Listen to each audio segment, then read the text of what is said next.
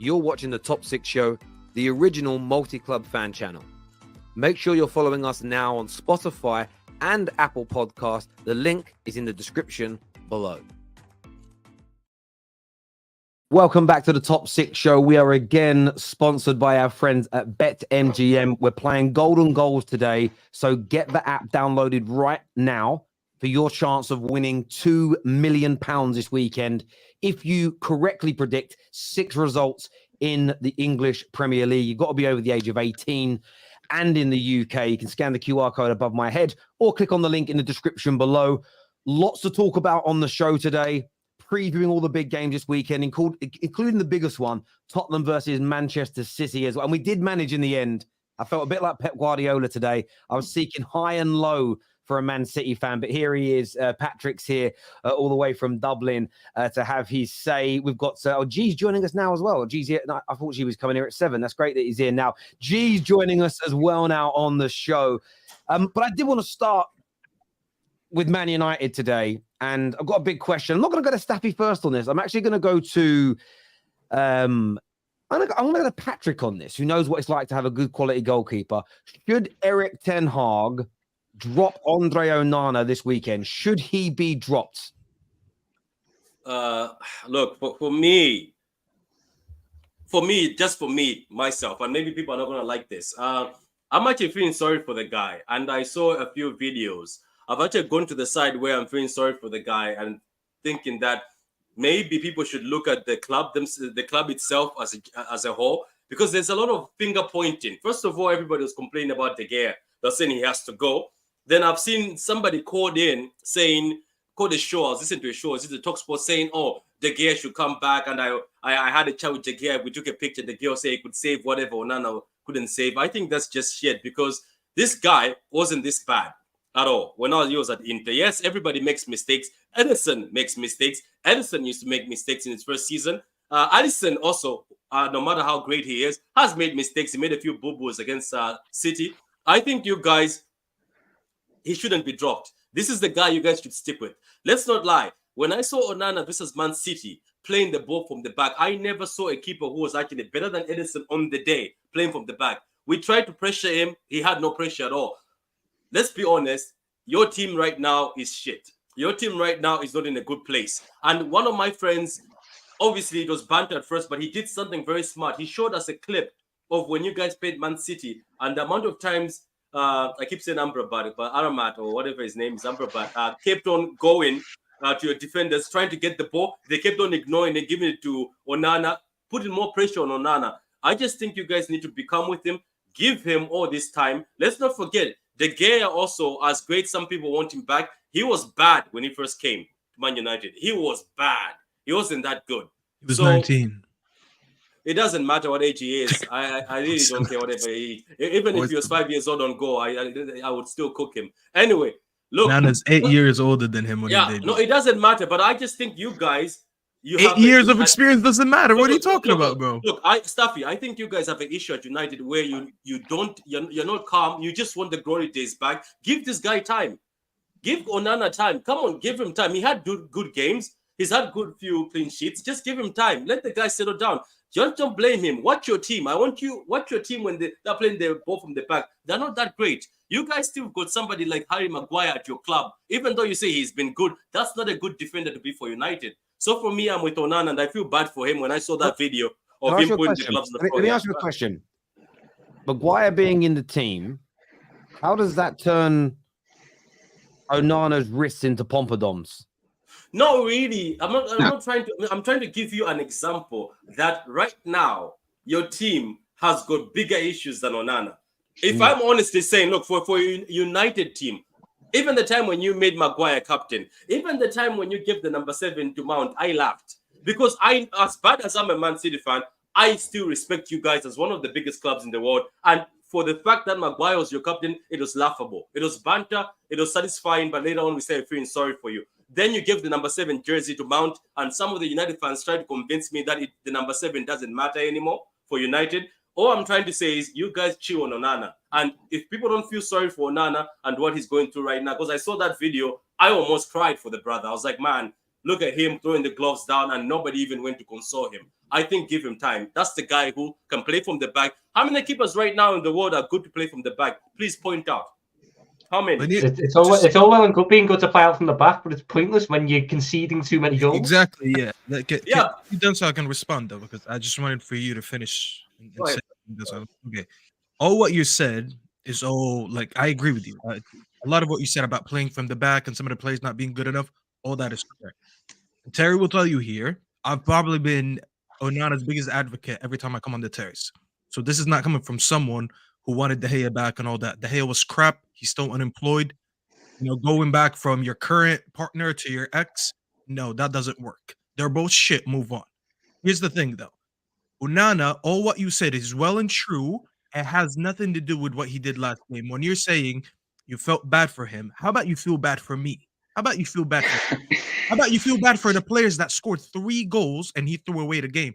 How about you feel bad for the defenders who played a decent game and they conceded 2 silly free kicks because one of them he overcommitted, and the second one he had a hand on it. For some reason, he wanted to go with his wrists or his palm or whatever, and the ball rolled under him. All what you said has nothing to do with the errors that he's making with his hands, not with his feet. With his feet, I understand everything you said, and I said he's probably better than Ederson when it comes to playing from the back. He just doesn't have better tools than Ederson. It's an argument, 100%. I get you.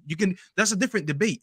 But all that is put to the side right now because he's not doing the basics. The basics is catching the ball with your hands. At the end of the day, you're a goalkeeper. You need to be doing the basics, and then we'll talk about the luxury. The luxury is that you're one of the best ball-playing goalkeepers in the world.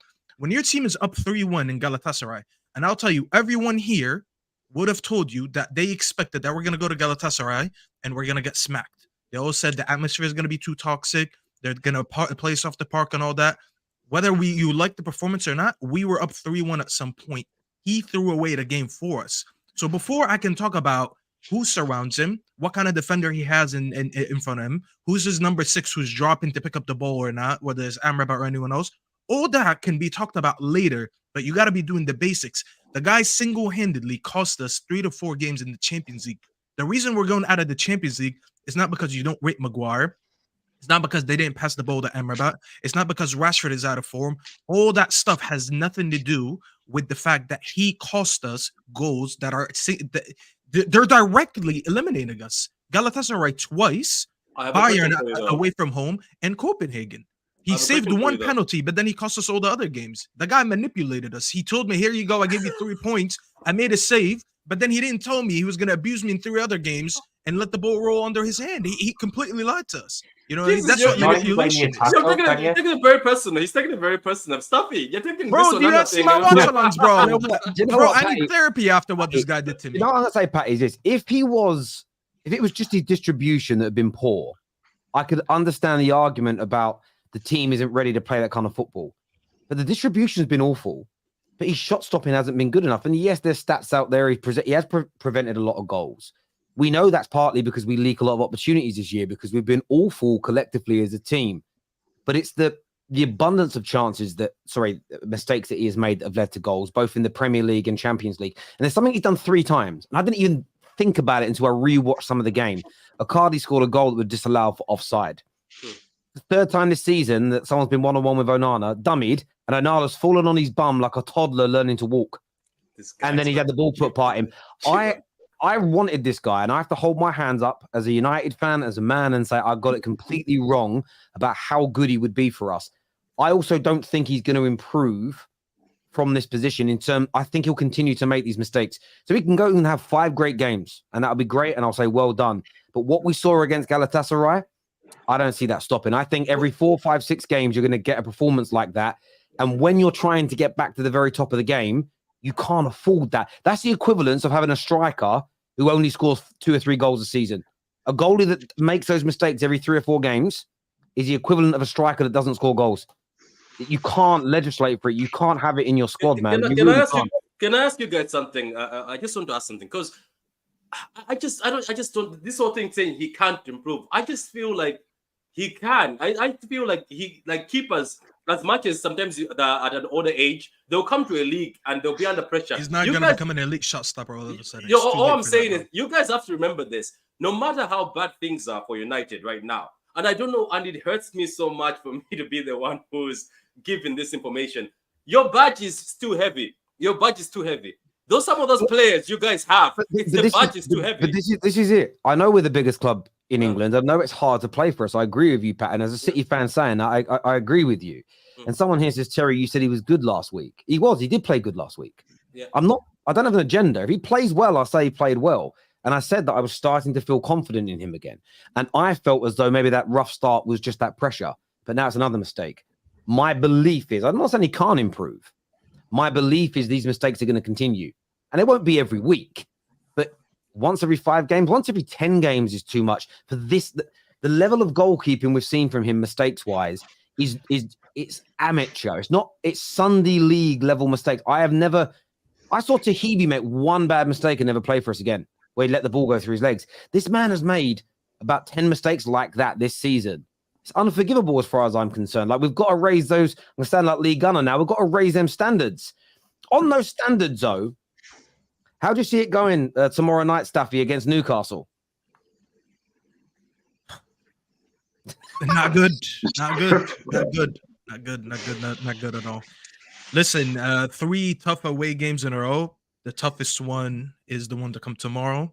I think Everton was the least, of the tough 3 games, and then somewhat Galatasaray was in the middle, and now the toughest one coming up is Newcastle. And it's not only because their team is good, the stadium is going to be loud. For some reason they just want to rival us. Every time they beat us, they take a team picture and they post it after like it's a cup final. I don't get it. I mean, even though when it was a cup final, they bottled it, but it's going to be a tough game.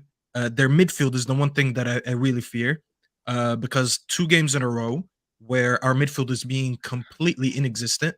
The manager persists with playing 2 advanced 8s for I don't know why. He plays the whole 90 minutes the same way. I've seen this manager being up 3-1 and he's still not adding another DM. Like, poor Mano and poor Amrabat. I'm tired of even calling out our 6s. I'm gonna go back and take back what I said about Casemiro and all them, because at this point, as much as I still have some issues with the individuals, the tactic itself is just it just doesn't work. There's no way you should be approaching a game the same way from minute 1 to minute 90. When you're up 3-1 against Galatasaray and you're not putting a double pivot, I don't even care who's in that pivot anymore. I care for the fact that the midfield is getting overran and the manager's not changing anything about it. You don't need 2 advanced 8s when you're up 3-1. And he's going to do the same thing with Newcastle. He's going to approach Newcastle the same way. The difference is they don't have Ndombele in midfield, who is very lazy on the ball and all that. Just a silky player. They have Joelinton. Joelinton is he's gonna run our midfield ragged. This guy is probably the closest thing to Declan Rice when it comes to pace and power. The guy's everywhere on the pitch. Same as Bruno Gomes. We're gonna see what Bruno Gomes does. He's gonna rough us up. He's gonna do the same thing. Who did he punch in the back of the head against the Arsenal game? He's gonna do the same thing. We're gonna have him bully Bruno. We're gonna be playing McTominay as an advanced 8, and whoever's playing in the 6, whether it's Amrabat or Kobe Mainoo, are gonna struggle because they're gonna find it hard to go against Bruno, Joelinton, and even that Miley guy who I don't know much about, but I've been hearing very positive things about him. That midfield went to PSG and played a good game. And last week against Chelsea, they put 4 past them, and Chelsea's been a better defensive team than us. So I worry so much because of that midfield, and I have zero trust in this manager to adapt to the game and just he's not going to approach it differently than he approached the last 2 games. We've conceded 22 chances against Everton, 16 against Galatasaray. God knows how many we're going to concede against Newcastle. Their midfield is much more dominant than ours, and that's the biggest highlight for me. So I'm not confident going into tomorrow at all. I hear you on that. There is some breaking news as well, ladies and gentlemen, I need to bring to you. Now, we obviously all know that Chelsea are currently under investigation for potential financial doping and cheating. We know that Man City have been charged with 115 counts of allegations of cheating. It's just been announced by The Athletic that Manchester United are now also formally under investigation, but not for financial doping. The Trafford Council are investigating us for serving raw chicken at games. So it doesn't rain, it pours at Manchester United. Raw chicken being served. So Yeah, interesting. United and Welcome to Raw the club. chicken. Welcome to the club. Welcome to know, what yeah. club, bro? Raw chicken. Welcome to the club. They're suing the lunch lady or something. What's this lunch lady has done? Ronaldo called her out. Now she's getting sued for raw chicken. Bro, what's No, going on in this club? Terry. Serving it to customers. Serving it to customers. So Terry, it's like, all I it's can, like, yeah. Terry, all I can say is Staffy needs a hug, man. Staffy, you need a hug, man. And the way you just spoke, it even I was so happy when I came here. My happiness just drowned out of me. Yeah, you feel bad for me, bro. Look at me, bro. I don't. I think it's absolutely hilarious and long may it continue. It's honestly so funny. Yeah, of course you do. I'm not shocked by that whatsoever. Appreciate it. Can anybody see? I'm going to go to Reiss on this or Jess. Do either of you see? A lot of people predicted Man United losing 3 away games on the bounce. We beat Everton and we drew with Galatasaray.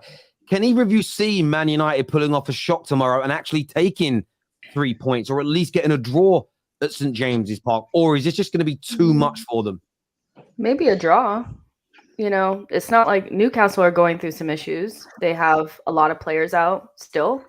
Against PSG, I don't know if you guys realize, like, their bench was rotten. There was nothing there, And so I don't think it's out of the realm of possibility that Manchester United could maybe get a draw.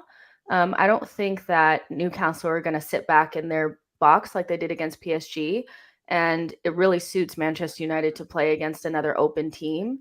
So if they do get a draw, it's going to be because both teams are going at each other, and Manchester United are just more clinical on the day, or they're clinical and Newcastle are as well, something like that. But the problem that you have is just you have some players that are just like devoid of any sort of confidence. Like watching Onana was like, wow, this player is just like not getting it at United. So it's going to be an interesting game. I don't think it's just going to be like 4-0 Newcastle. If both teams open up, United do have players that could hurt them. Bruno, he could do it. Garnacho looks like he's in form. Anthony looks like he can do a little something. So I think you can get a draw, but that's it. You ain't winning. That's for sure. I think for me, we saw Chelsea go there and they got pumped. Let's be honest, and they were in good form, like coming off the last 2 games. They beat they beat us, and then they drew against City as well, and they were looking really good. And then they just trot up to Newcastle and get played off the pitch. That 12th man, like, it really is something. And for me, I think when you're down, and United are down, and going to Newcastle with the atmosphere they have, like, even if they're both coming out on the blocks and both like not sitting in their boxes, like you said, I think Newcastle got way too much for them. I think United don't have that clinicalness for me. Like, Rashford's way off form. Anthony's not good enough in front of goal. Højlund hasn't really done anything yet in the Prem. So if it doesn't come from maybe a Garnacho goal, I can't really, or maybe a Bruno, but I can't see much else. So I think with Newcastle, we scored 6 in our last 2 games, by the way. Yeah, I know, but like, I think Newcastle is just different. Like, St James's Park gets to him. You can see with Rashford, like, everything's getting to him, and Anthony as well. I don't know, like, he's just different. But with Newcastle, I think they've got goals all around the team. Every single player, front 3, midfield, they're all scoring. Like, we have started to score in the last couple of games. I think for me, the problem is, even if we're 2-0 up after 20 minutes, I still am not confident we'll walk away with even a draw. We are fragile mentally in so many areas. It's actually frustrating how mentally fragile we are at the moment. And we have to score early, and we also have to hope that Newcastle have an off day. Like, genuinely, I'm not even trying to play it down, but I just cannot see a situation where Man United walk away from this with a positive result. And I hate feeling like that going into these games, but it's the performances and the results, especially when we play good teams. I think anyone that's backing United, a fair play. I want to know what you're smoking. I want to know what you're eating, because it's some good stuff. Because from my point of view, I have lost trust in this team completely. If we were playing Luton, I'd have a bit of confidence, but we're not. We're playing, a team that the other day, done well home and away against Paris Saint-Germain this year. We couldn't do that. We get absolutely battered by them. So, yeah, it could be absolutely. The issue is, Terry, let me tell you something. We actually been scoring early. I don't know if you guys have noticed. It's funny enough you said Luton. Luton is the only team of the last 4 games that we didn't score early against. Scored early against Copenhagen, 2 before we got that red card. Scored early against Everton, and we scored early against Galatasaray. So we actually been scoring early. The issue is after we scored, what do? And that's pretty much been our issue all season. The thing is, Newcastle, once they get into a tempo, no one really knows how to get them out of it. Like, it even took Liverpool, even though Liverpool beat them there, it took Liverpool, what, in the last 10 minutes to finally score against them. They were pretty much controlling the whole game. Once they start controlling that game, we've seen what they did against Chelsea. They banked 2 goals in 2 minutes, and we won't have an answer to that. I'm not as concerned on our attack as you guys are, because as I said, we've been scoring goals. That hasn't been an issue. We actually been changing this a little bit. As I said, 6 goals in the last 2 games. I think just quickly, like I think the goals that I'm seeing, they're all like really special goals. So like Garnacho's goal, Bruno's goal, it's all like really good like finishes. So for me, like it's not as fluid where you're battering teams, you're on top of them. Do you know what I mean? It's all either counter-attack or... It's not about battering at all. That matters, though. I don't think that matters. It does. I don't think it does. I don't. I think to Eric Ten Hag, whether it's a team goal, I think we get into a point where we're starting to, it's like, well, if it's not a team goal and it's not repeatable, the goals don't matter. I agree. Have good individuals that can score goals. Like, I don't see it as like a Man United cannot score against Newcastle. I think Staffy's right. Like, and Terry's right. It's about the defense. Ten Hag needs to get off his high horse and play 2 DMs. Just give it up. Play 2 DMs, and they could keep the game close. But this idea that Manchester United don't score goals, or they've always kind of been this way. I feel like they've always have individual quality players. It's not always about team goals. Like, a goal is a goal, no matter how you score. You know? And we've been scoring these team goals too. Here's the thing. Forget the Garnacho one. The Garnacho one was obviously from a moment of brilliance. But the way we even led to that goal to being scored was the same thing we did against Copenhagen, and it's the same thing we did last game. It's the same build-up from the right, overlap from the fullback. You play him in behind the defender. The low cross was shit. That's why Garnacho scored that goal the way he did. But if you look at that goal, he got an assist for that as well. I mean, he got an assist for just being a shit crosser. Like, what? Yeah, that's so great for him. He's going to be remembered forever for delivering one of the best goals in Premier League history because he delivered the ball back.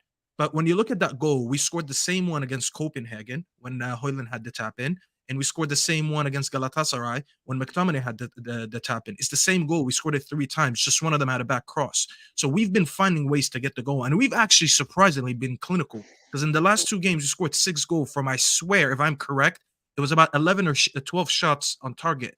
That's a very good conversion. That's about the goals are starting to come, which I think is good. I just think it's, for me, it's more against Galatasaray, Terry. That's what I wanted to add. Yeah, it's more about the keeping things out. There's no doubt about it at all. This here says, too funny, next level wafflers, all of them, especially the United fans. This is what the internet does to your ego. They lack the intellect and knowledge of the game to talk. I mean, listen, Prime, if you think that Man United's defense is something to be confident about, then fair play. If my intellect is that bad, if I have that much of a fall because I believe Man United's defense is leaky, then fair enough, my friend. Bro, he typed a whole ass message, but didn't say what will we intellect about. Like, at least come with a rebuttal, bro. You just said your intellect and didn't explain why. Yeah, exactly. I don't understand what I said that wasn't intellect. I said we're not going to win. But I said there's nothing you said that wasn't intellectual. What Prime's a good guy, but what Prime is essentially saying there is, I don't like what you've said, so I'm going to insult you instead of debunking it. That's what I'm saying. At least come with an argument. You didn't like it because it was the truth. Look, viewers, do us a big favor. Hit the like button, please. Please make sure you are subscribing. There's a super chat here. It says, Onana cost United 30 million in Champions League money. It's true. He has cost us a lot of money. Staffy not used to food standards in the USA. Bro, I'm Middle Eastern, bro. I have the best cuisine in the world. Trust me, I know what food standards are. You don't need to tell me that. Mexican food is not in the Middle East, bruv. That's what I'm going to say. It's although Turkish food is good. That's not quite the Middle East. What else is good? I don't know. In fairness, bruv, I ate some good food when I was out in Doha. Some great food out there, 110%. But nothing beats a shepherd's pie. I'm joking. A lot of things do. Viewers, do us a favor and hit the like button. Remember to get Golden Goals downloaded now. We're playing it later in the show.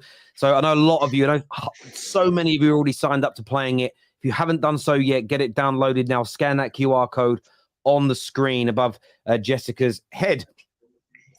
The big game this weekend, just because we've only got Patrick for a limited amount of time, I want to delve into next.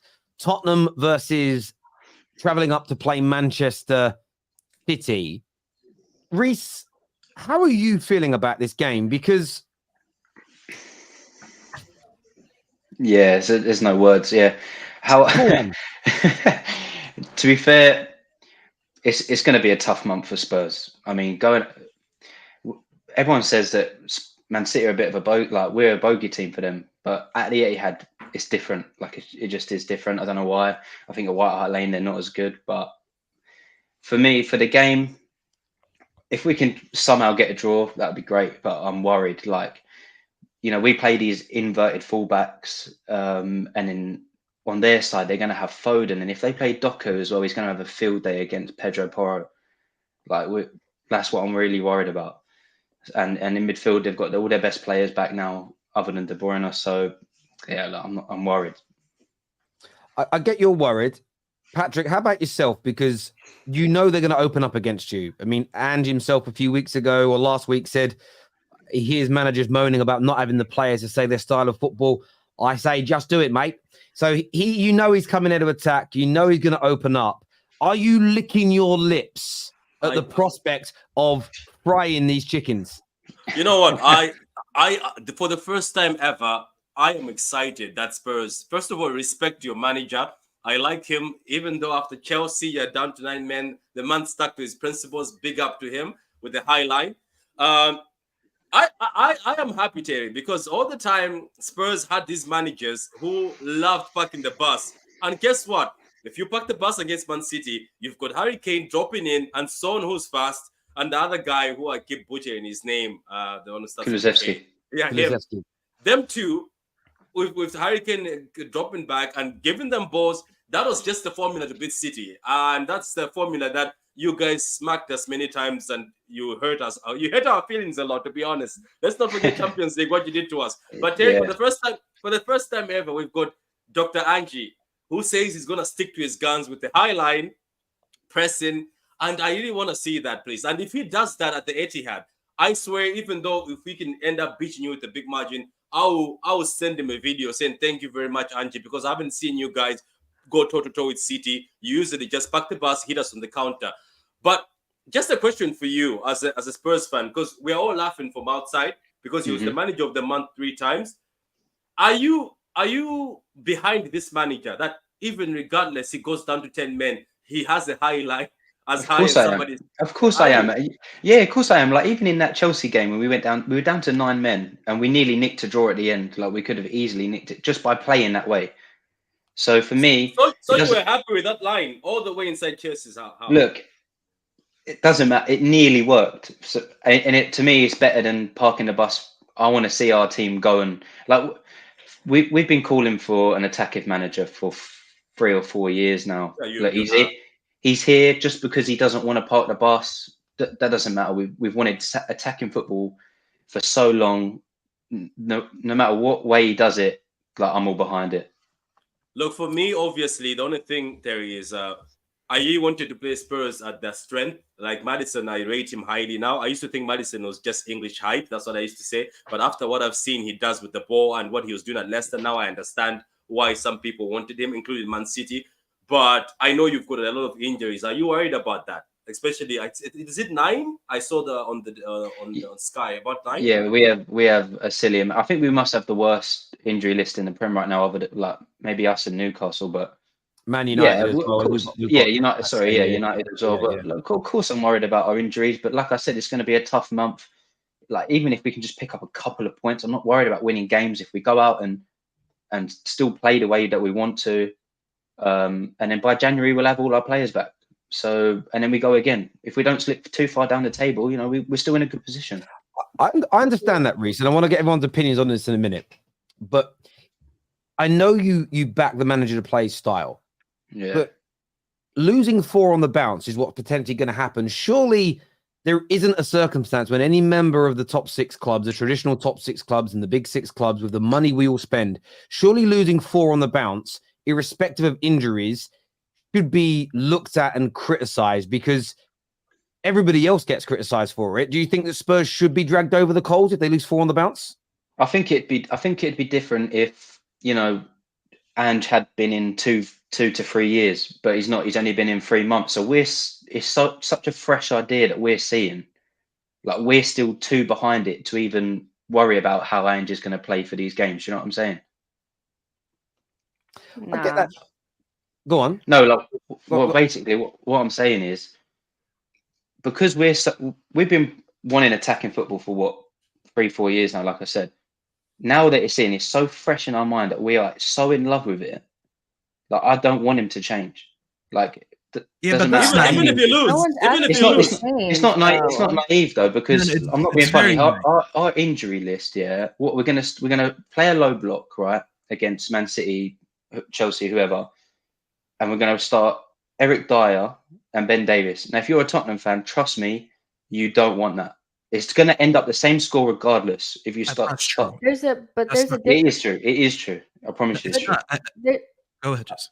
Sorry, I was just gonna say there's a dip. Like it's not that binary. It's not play free flowing, like, you know, attacking football or a low block. Like that's not what we're talking about here. Like, you can modify your tactics just a little bit. Like, Ange is like, I'm going full throttle no matter what. We know that there's variations between there, and he doesn't seem to have like he doesn't want to do any of that. And I get that you guys have always wanted like an attacking manager after having Conte and Jose. I get that, you know, but I feel like it's all results based. You know, it's cool to play your way when you're winning, but it's going to get old fast. You know, I guarantee after, you know, if you lose 4 games in a row and then you keep going like this, despite your injuries, there will be some people saying, well, could we not modify it? Because every single manager has variations to their tactics. So it's not just about low blocking it. I agree. No, I agree. That's literally, like, to be honest, that's literally what I just said. Like I said, it's such fresh in our minds that at the moment it's not worrying us. But like you said, the more it builds up, yeah, it probably will do. But at the moment, I'm not too fussed. Maybe it is a little bit being naive, but like. So then he needs to nip it in the bud, because whilst I agree with the sentiment of Eric Dyer and Ben Davies at the back isn't going to work in a low block. Eric Dyer and Ben Davies doesn't work at the back in any situation. They're both exactly. Awesome. But it's not like I know Romero's suspended, so he'll be coming back. Yeah. But he's not good enough to lead a defence anyway. Yeah. Van der Ven and Maddison are out till the new year. You've got a fair few games in that time. You can't just keep playing this style of football. It invites that much pressure because, like you said, if you win, you're still in that conversation. But if this run of form continues and if these problems still occur, where teams are just so easy to break you down, then you could be completely out of it by the start of January when the players come back. And it's a massive mountain to climb then. Out of what? Where teams are going to improve and everything. Out of what, though? Because we was not expecting anything from this season. If Tottenham don't get top 4 at this point, I think that's going to be a disappointment. I don't think the league's. I think Tottenham should be expecting to get top 4 at this point. No, Europe. I wouldn't be Europe. I wouldn't be disappointed if we didn't get Champions League though. Wait, you don't? What did you say? You don't expect anything at all? Nothing. No. At the start of the season, we wasn't. Everybody writ us off. Even the Spurs fans. Yeah, but expectations change as the season goes. You didn't expect it to start the way you did. So based on that, expectations change, and then all these injuries come, and it drops right back down. Like, it levels itself out. Do you know what I'm saying? If we who's going to jump you to top 4? So if you don't get top 4, you won't be bothered. But who would be the team that jumps you? Realistically, I'm not saying I wouldn't be bothered. Like, I would be bothered, but I wouldn't say it's a disappointment. Like, at the start of the season, I think it's got to be, because the only competitive team is Newcastle, but Newcastle are in the exact same boat as you. Aston Villa. I'm sorry. If Tottenham Hotspur get beaten to top 4 by Aston Villa, that should be a disappointment anyway. Yeah, but also, like, I do think that there's this, like, anytime you change a manager, like, you're in this long-term project. You're not. Like, you guys had a team that was set up for attacking football, which is exactly why when you got an attacking manager, it clicked right away. You're not in a long-term project. You changed your manager. So it's not, I feel like, because Arsenal went through a longer one and Manchester United are still trying to get it right, everybody that changes their manager thinks that they need 2 or 3 or 4 years to start having some sort of expectations. 100%. You guys have no Europe. You're an excellent side. You're dealing with some injuries. Like, you should at least, like, not getting top 4 for Spurs, from what I've seen as an Arsenal fan, I think that would be shocking, considering, you know, You're that good. Like, as much Yeah, as it pains me to say. I think that the balance has got to be there, hasn't it? Because I feel that I understand the manager's new and you're going to have some peaks and troughs, but losing 4 on the bounce, that's something that the tiny clubs do. Man United have been horrendous this season. We ain't lost 4 on the bounce. I don't think that should ever be acceptable by any fan base. And I don't actually think the style of play is Big Ange's issue. I think it's game management. Yeah. And this is where I think when it comes to tomorrow, City are going to do some damage in the sense of if I saw this against Villa. I know you could have finished your chances, but you didn't. But the amount of energy that was used in the opening 50, 60 minutes, and then you just died. You couldn't get back into shape. You do that against Man City, and suddenly you can't run anymore. You suddenly can't get back into shape. That is a team that will put 5, 6, 7 goals past you. And then you start getting into that realms of doubt creeping into players' minds. So I know he wants to play style, but I think he's got to come away. Even if he loses, he's got to come away from this not beaten, because you can lose and not be beaten, if that makes sense. G, how do you see this game going? Can you see a shock? I mean, some people, Hussam on the channel earlier is predicting Spurs getting a draw up there. How do you see the game going yourself, mate? Yeah, no, I think City will. You're talking about the best team in Europe. You know what I mean? So if Liverpool are gonna struggle, I feel like Spurs would struggle as well. And even when Arsenal played them, that was a good game by Arsenal in terms of obviously getting the victory and stuff like that, but still a struggle. That wasn't easy.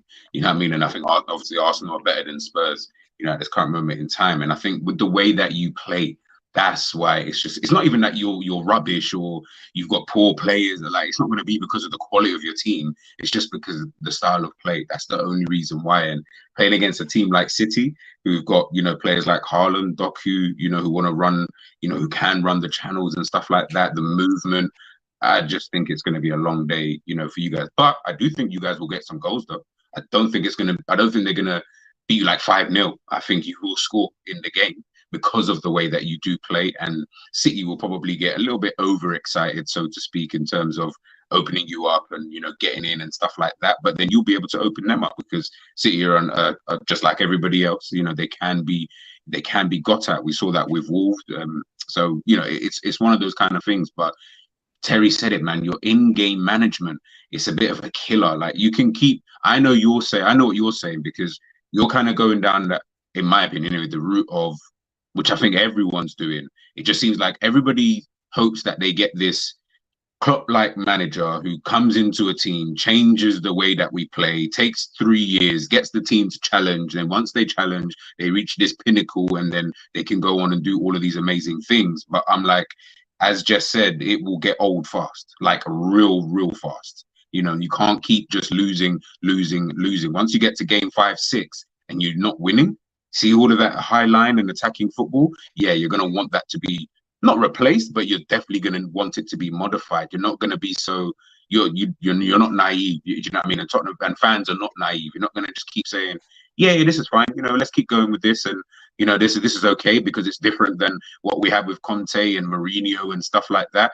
They weren't losing 4 or 5 games on the bounce. No way. Why? Because they understood what they needed to kind of do. Obviously, you just didn't agree with it, which is fine. But they understood that, you know, you can't lose 4, 5, 6, whatever games, you know, in a row. And I think Ange is, at the moment, everything's nice. It's the honeymoon period. It's all good. Lose again and again, I promise you, he's going to have to be thinking, might need to just modify it a little bit. Doesn't have to be crazy, just enough. I agree. G, one second. You make a very good point, and this is why I was saying earlier it's a bit naive. The thing is, Spurs fans for the last 4 or 5 seasons, they've had consistent performances, but it was defensive football.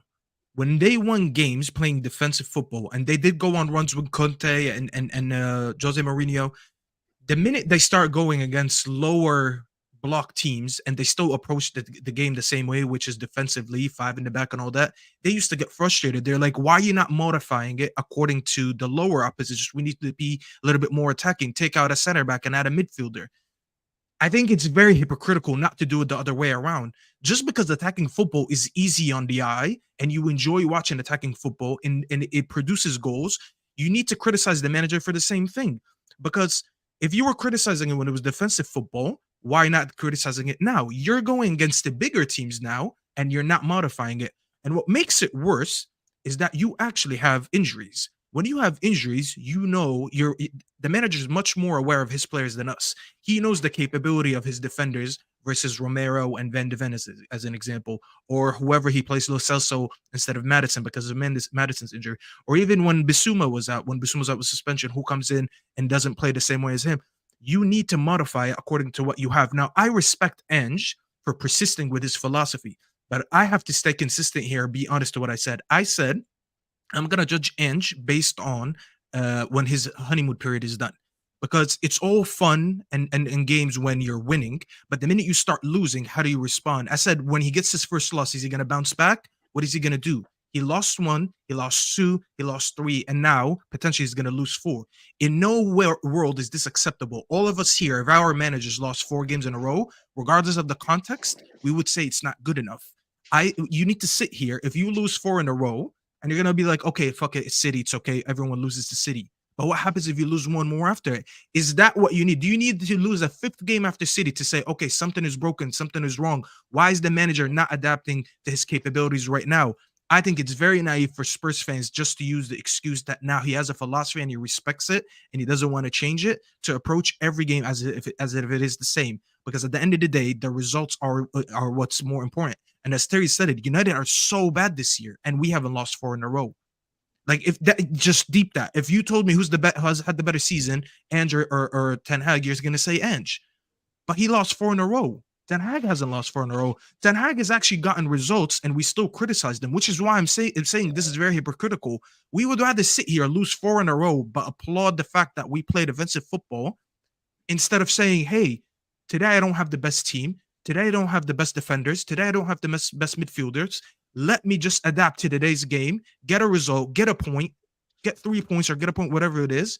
And then once I get my players back, I'll go back to my philosophy and what I know. He is showing right now, if this continues, that he has 0 adaptability. And that's one of the worst things of being a Premier League manager. If you're a Premier League manager that doesn't know how to adapt to opponents and to the current squad that you have, then that, to me, that's probably one of the worst flaws that you can have as a Premier League manager. Yeah, no, to be fair, I do agree with what you're saying. And I'm not stupid. Like, if I was the manager, I'll be playing as deep as possible against Man City. And it's the same thing when we go down to 9 against Chelsea. Like, time will tell with these things. And am I still going to get behind my manager just because he, like, the way he wants to play? I'm going to get behind him. So, yes, we could do with it being changed. But at the moment, like, with how many injuries, everyone has injuries there, like, whatever. But I don't think missing your 2 centre-backs, your star player, Maddison, Bissouma was on suspended. You know, we've got so many wingers. Our bench is just filled with academy products. So, like, I think you have to take it in. Like, it's just naivety just to not take it in for me. You are right. Look, and I understand that you've got a lot of issues, and I think this is actually a learning curve for Big Ange. I think when Jurgen Klopp first came to the Prem, the same gaslighting was done of Liverpool fans. No, this is just how he plays heavy metal football. Klopp adapted and started to manage games better. He didn't go all out attack as much. He created a more solid defensive structure. He adapted to winning the Premier League. And I think that's what Big Ange is going to have to learn to do, is that this isn't Scotland or Australia. It's a very hard league. And I think he saw that against Wolves, where it's, damn, one of the teams that's not considered good beat us. And look, it's going to be an interesting game. In terms of Man City, I need to ask you this, Patrick, because Sam said it on Straight Facts this afternoon with me, and I didn't really challenge it. I just listen. Sometimes I don't challenge. I like to listen. He said that Man City are not as good this season as they were last year. He says you've fallen off a little bit. First of all, Terry, as soon as you say Hussam, I don't take that statement seriously. I have been. I'm serious. No, I'm serious, and I've said it to him personally. I've said it to him personally in DMs. Like, Hussam, I respect you as a brother, but sometimes you are waffling when you don't like a team or when you see a threat like Man City. Look, at the end of the day, yes, City have changed how they play. We used to have players like Gundogan who could keep the ball. That's why Jack, Gundogan, these guys were playing. Last season, we were keeping the ball away. We're starving you off the ball, and then we would attack in a more of a calculated way. What we've noticed now as City fans is Pep has gone to a direct way of play where he just attack, and we're getting counted more. Something that in the first season used to happen when we had Sane and those guys. And he said it himself that I don't like this type of football. I want us to control the counters. It looks like we're back to what we were doing the first season. But look, it is what it is. We're obviously going to change. But saying we're not as good as we are, I like this saying because even the panel here, everybody has heard this before. Every season, everybody says we're not as good. Even last season, somebody said we're not as good as we are. The other season, they say the same thing. People just have to learn. City start off like this. We don't look good. Sometimes we crumble. And then, boom, the same people will come and say, oh, these guys, that's so unfair. These guys, why are they like a machine like this? I bet you Hussam, next year, when City are on top, ask him again. He will start complaining about FFP. His story will change to be, oh, FFP. Wait, is Patrick, so but unfair. don't be disingenuous, Patrick. Last season, you didn't start well until your manager changed the way he approaches games. Yeah, he went from 4 to 3 in the back. So we were right for saying you guys weren't as good. Look, but he look, responded. So don't be disingenuous. In all fairness, that's what I'm saying. But people have to get used to it. Every season is the same thing. One season it won't though. There'll be one season where it won't click. I know. Season it's coming. It happened. The year that Liverpool deserved to win the league, the year they did. No, that was amazing. That was the year though. But at the same time, they were amazing. But you guys, again, you still got a good points tally. But that was the year where it just didn't get better. Like you still were a good team, but you didn't kick on in the second half of the year and win like 20 games on the bounce or anything like that. You just sort of stayed. It has happened before. Yeah. Do you know what's funny? You won't be immortal forever, Patrick. I know. But you know what's funny about Man City? Yes, when people say it's a cheat code, it's actually sometimes a cheat code because, for instance, right now De Bruyne, right? He's training secretly, like he's been training by himself. Funny enough, the time when he comes back is the time we actually need him for somebody to pull goals off the back and assist Haaland and get more goals and win more games. And then the funny thing is, Nunes also just got injured during the international break. He's back, and Kovacic is training already. John Stones is back. It's as if we fall sometimes and we get a lot of injuries during the first part of the season. Then our results are bad. Then boom, January they all just come back and stay the whole season. Look, it might happen. Big up to Arsenal. It looks like they're back again. But we can say the same about Arsenal. I'm more impressed with the Arsenal from last season than this Arsenal. I'm also more impressed. Look, the guy who I'm impressed with this season, let me just say this before I go, is actually Liverpool. I didn't know that Klopp will manage to not have a proper DM and just play McAllister, who's not a proper DM, and still manage to be getting results and get back to where they are right now. Because Liverpool, I thought we were going to slap them. I seriously, in my heart, thought they're going to come to the Etihad. They haven't had a DM that's a proper DM. We're going to run through them and we're going to beat them. And somehow Klopp has found a way to just found energy again in his midfield, and he's playing very well. Now, going back to Spurs, I just wanted to say one thing before I go, Terry.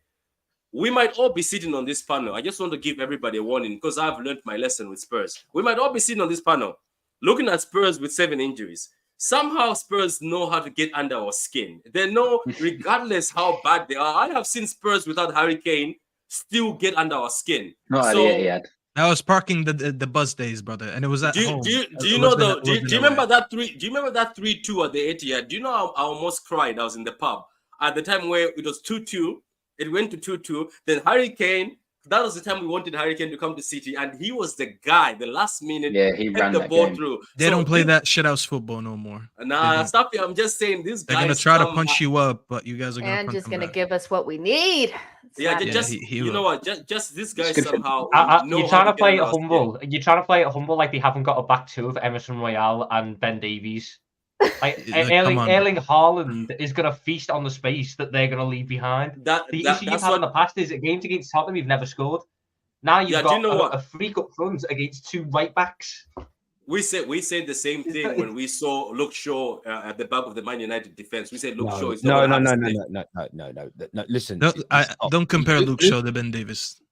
Luke Shaw as a centre back. Remember when he played as a centre back and pocketed Haaland? I love this. Yeah, Shaw's a good centre back. You know what though? I'm just looking at it now. If you don't beat Spurs on Sunday, I know people are like questioning City, but it will be 3 games on the bounce without a win.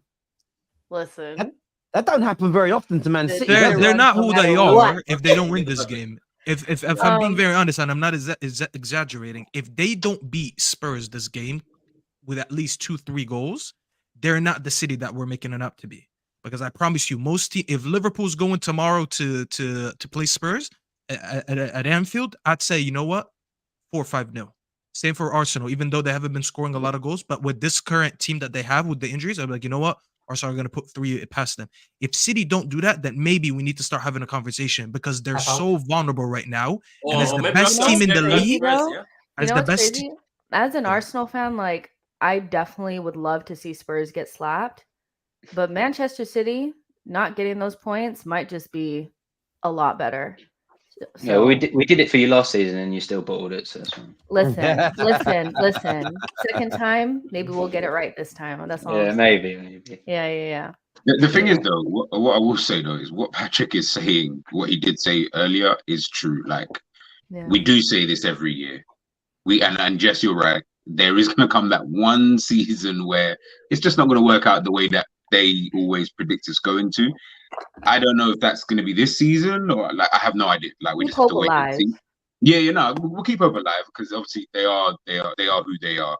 But I do look at them and I just think I don't see anything different than any of the other seasons that I've seen where we've said the same thing, and I'm like, the only difference would be that Arsenal and Liverpool are close to them, whereas before there's usually a gap somewhere, like in that, say, like there might be a top 2, but then there's like a gap to like everybody else, whereas there's 3 teams, even really 4 if you look at Villa and can't remember who else is in there, like who are relatively close to Manchester City. So maybe that this might be the year, but I just, even if they didn't win, I'd still back them to win the league. Like they're the only team I know who know how to win a league from behind. I don't know. There's no other team in this league in the last 10 years, maybe Chelsea, I can't remember, but who know what it's like to win. You know who doesn't know how to win a league from behind, G?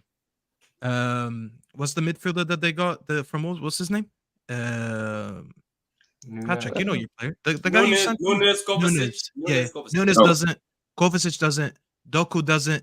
All these new guys that you replaced Gundogan with, Mahrez with, all these guys that left and these players that you got in, they haven't been in this situation before.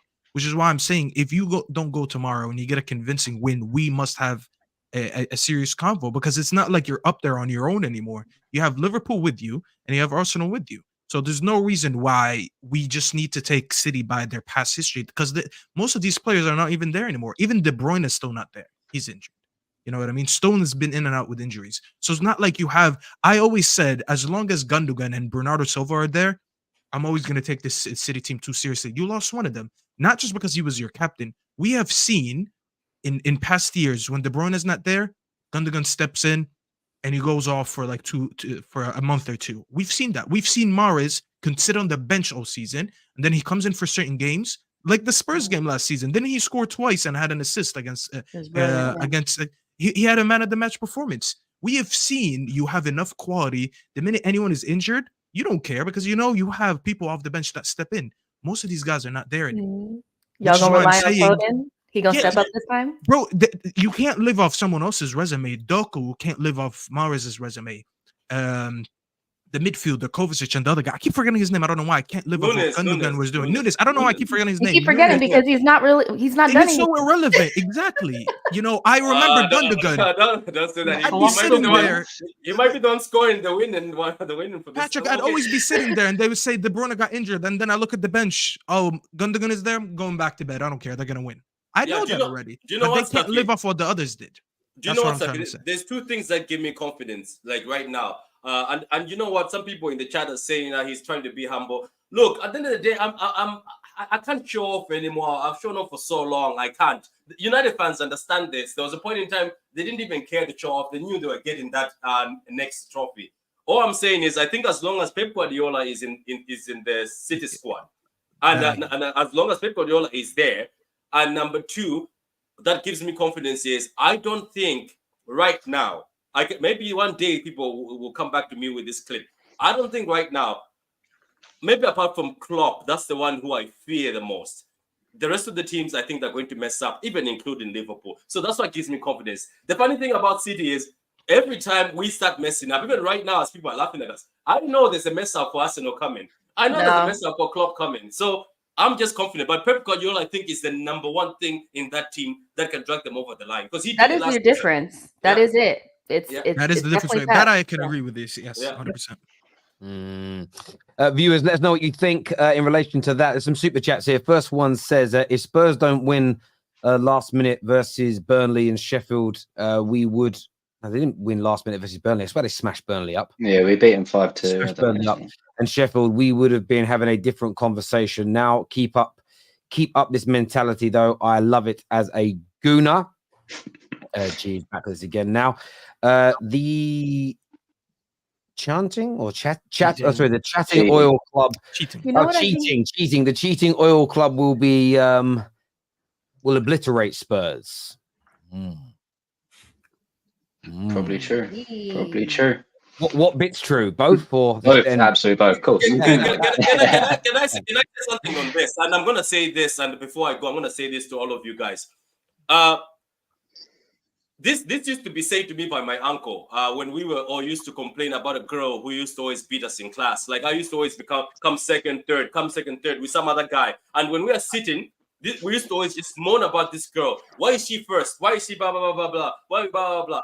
My uncle once told me, instead of wasting your energy on the person who's beating you, why don't you sit down and reflect on yourself and say, how can I get better to be better than her? What I'm trying to say, rival fans, I want you to sit down today, ask your club, ask your managers, ask your owners that why are we letting Man City slap us year in and out? Because I don't have that time. Because we can't cheat.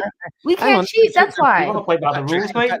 So Patrick, I understand that not that train of thought. Yeah. But let's just turn around and say that you're competing to grow your YouTube channel.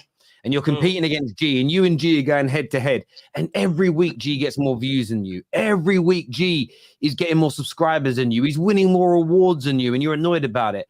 Then it turned out later on down the line that he was cheating, that he had a friend at YouTube that was manipulating the algorithm for him, and he wasn't actually competing against you. You wouldn't feel like you lost in the same way. Let's just say that I'm a 100-meter sprinter, and I'm working hard.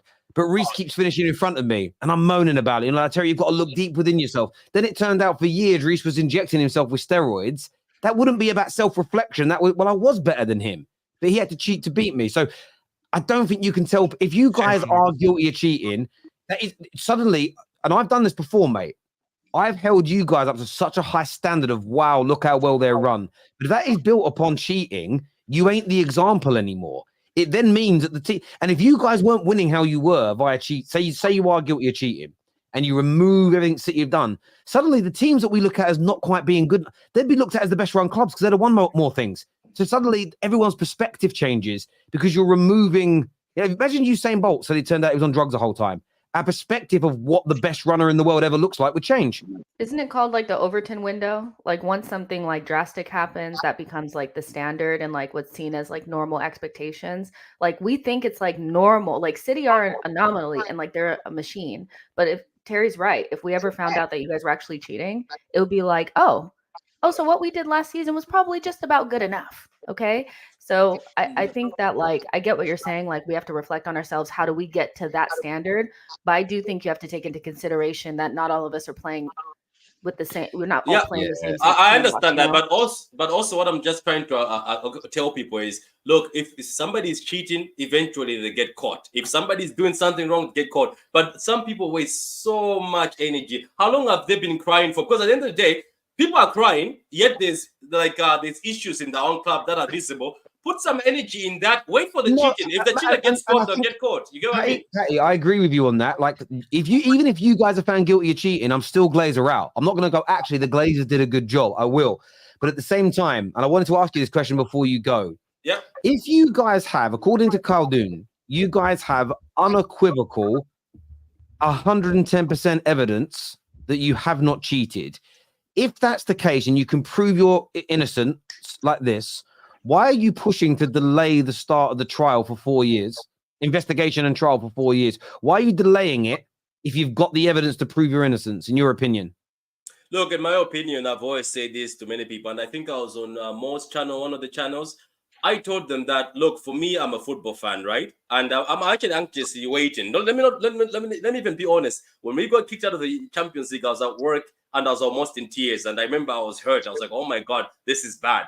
But for me, as I said, if we were caught cheating and whatever, if they call them delay tactics or these threats that even City are saying, we've got something. If you guys want to go against us, we also got something for you.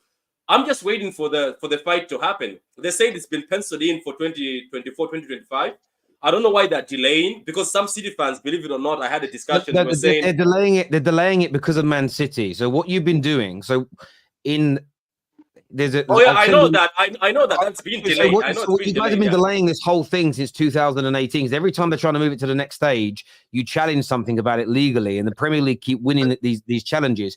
The reason that the hearing's taking so long is because you keep challenging the impartiality of the judges. So it's City that are delaying this, not the Premier League. So my question is, for me, it's this: I'm sitting in a police cell today, and they said, Terry, we think you robbed the car at 3 o'clock this afternoon. If I have 4K CCTV to prove where I was at 3 o'clock, I'm not going to say, no, I'm not showing you the evidence that proves I'm innocent. I'm going to show it to them and be allowed to leave. That's the only question I have. But I know you got to shoot, mate. Top man for coming on, Patty. Yeah, thank you. Cheers, mate. Thank you very much. Thank you. I'm getting a little bit of echo from someone. I'm not too sure who that is coming from. We'll go back to this view now that we're back down to this. We have another super chat here that says Pep is the problem. Man has only lost out on 3 league titles in his entire career, 1 in La Liga, 2 in the Premier League. The game plan for most clubs is to pounce post Pep. Arsenal going for now and post Pep. Liverpool going for now is what Alisa says here. Why can't we be going for post Pep as well? I mean, our squad isn't exactly ancient. They have a younger squad. And who knows when Pep's gone? Pep might just be a cyborg who's going to stay at City for the next 10 years. I'm so scared he's going to die at that club. Honestly, I just keep seeing all these things about how he loves it. I'm going, lad, go manage your national team or something. Give me a little. He loves terrorizing us. The thing is for Pep, there is no. Listen, let's just put the allegations aside for a moment. Let's just sit in the world where they're innocent for a moment. If they're innocent and the way they're run is all 100% legit and built upon legitimacy and fairness, they're one of the best run clubs ever, because they're dominating in a league where there isn't really a financial monopoly because of the TV money, and they're still dominating. That's why it needs to be rectified, whether or not they've cheated, because it's potentially broken the landscape, and it's the standard that everybody's trying to get to isn't even real. Therefore, it distorts what we know is to be good. So it's going to be an interesting one indeed. In terms of the game this weekend, let us all know. We're going to be showing you our score predictions soon on Golden Goals. So make sure you have the app downloaded right about now. Quick question on that, though, just before we go on. I just thought of it then. What happens to certain players' legacies if Man City get found out of cheating and all their titles were, wrongfully won or whatever? Is the likes of Kevin De Bruyne still sitting in these conversations where they were sat in?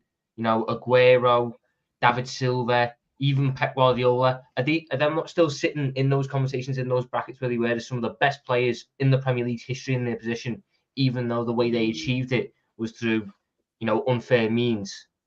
Or because they're players, I don't think they all have a big fat asterisk on them. We put asterisk next to every record they've ever had, anything. It all stinks. The integrity will be questioned for sure, but at the end of the day, I didn't need to know how much money was City spending illegally to know that, oh, look at this goal that De Bruyne scored, or this assist he made, or this man of the match performance, stuff like that. I mean, it doesn't matter how much money your team is cheating with.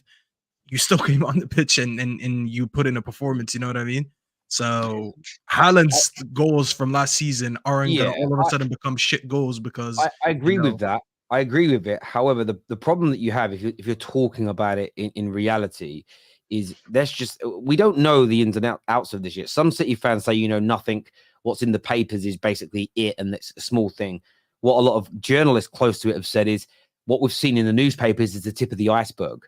So there's a theory, and it's only a theory, that there is far more than we've seen. If they've ended up building some of these super squads with money they shouldn't have had, yes, it doesn't take away how good KDB is. Yes, it doesn't take away how good Bernardo Silva is. But they play together as a team. And if we see evidence and they're found guilty that team should never have existed, it does damage their legacy, because it should never have been playing together, if that makes sense. And I think that that's why I've said before, and I know City fans are defending their club, and I totally get it and respect it. But if they're found guilty, City fans should be the most angry, followed by the players and manager, because it's their history and their legacies that are actually being taken away from them. And this happens sometimes in team sports at the Olympics. There's been like Olympic runners who have lost gold medals because a member of their team has cheated. So they lose their gold. If you're in the relay team and one of the guys in the relay has taken a performance enhancing drug, you all lose your gold medal. So at the end of the day, people still know you're a fast runner, but when you ain't got their medals, if they're taken away, it's difficult. So I do, a part of me as a football person, I genuinely hope they're innocent, because it won't be, because KDB don't know they've been cheating. Pep, I don't believe Pep knows they cheated, if they indeed have. But yeah, I do think that part of their legacy will be damaged, because it will just be a team that maybe should never have even existed. So it's a hard Pep would one. 100% know, by the way. He would 100% know. His brother is invested in Girona. Come on, they know something. You know, that's why Jess is right when she's saying he's mostly going to die in that club. He's not leaving the Sheikh. I wouldn't leave the Sheikh either if I was there. I need a Sheikh in my club. I hear you on that. Terry Khaldoon will show the Premier League who's the boss. And look, maybe you will. And I've already said it, if you guys have got evidence and unequivocal evidence that proves it's all lies, then I'll say the Premier League are out of order. It was a hit job and you're innocent, and well done for how well you're run. My big question is, if you've got the evidence to make the Premier League stupid, why are you trying to get it thrown out so there's no hearing? I would, again, if I had unequivocal evidence to prove my innocence and I could make my accuser look stupid, I would want it to go to court. You'd want that moment that's going to be on record to show, screw you. If you try and have it, you know, it's like when these celebrities, they get an accusation, they pay the person off. You never know what does that mean? You know what I mean? When Michael Jackson paid off that kid in the 90s, most people went, well, that probably means you're guilty, right? When you try and get something shut down, the fault is guilt. I don't know. It's just the way I view it, but that's just me. Terry, you should keep the Sir Alex Ferguson versus Pep comparisons aside till Barca and City's trials. I mean, that's also the thing with Pep. Barca are under trial, where they might face trials over paying referees in La Liga in that time. I mean, imagine if like 2/3 of Pep's legacy gets wiped off. Can you imagine? Just goes. It would be, I mean, from a Fergie point of view, I'll be buzzing. I'm not going to lie, but just knowing I would we've never lost to anyway. Barcelona The for real. was a buy anyway when he just took Dortmund's best players. Like, it wouldn't even count anyway. He'd have like a Juventus resume. Listen, I'm a 5-team Champions League winner, if that's proven As true. far Tom as Little, I'm I'm coming for you. We've never lost to Barcelona, and we won the. It's crazy, right? You didn't lose. You didn't lose. Hang on, but you didn't lose to Pep's Barcelona. You lost, but to Rijkaard's Barcelona, Arsenal. Yeah, but still, it's all of Barcelona. How far back are they going? Aren't they going back to like 2006? I think they did go back to 2006. That's the year they lost. So okay, there we go. This year's we'll come back to the Arsenal ones in a minute. Spurs fans are behaving like addicts, sacrificing anything for good football.